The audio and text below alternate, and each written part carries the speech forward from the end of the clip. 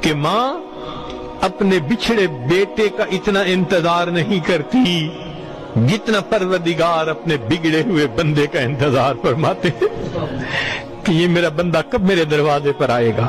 آپ سوچئے اللہ کے در سے اگر کوئی پیٹھ پھیر کے جائے تو آداب شاہانہ کا تقاضا تو یہ تھا کہ اس بندے کے پیٹھ میں پیچھے سے ایک لات لگوا دیتے اور ہمیشہ کے لیے دروازہ بند کرتے۔ وہ بدبخت تو میرے دروازے سے پیٹھ پھیر کے گیا، یہ دروازہ میں نے ہمیشہ کے لیے بند کر دیا۔ رب کریم ایسا نہیں کرتے جو پیٹھ پھیر کے جا رہا ہو۔ اللہ فرماتے ہیں فَأَيْنَ تَذْهَبُونَ، میرے بندے کہاں جا رہے ہو؟ میرے بندے تیرا کریم پروردگار تجھے اپنی طرف بلا رہا ہے، کیوں واپس نہیں آتے؟ یا ایھا الانسان ما غرک بربک الکریم، تیرا پروردگار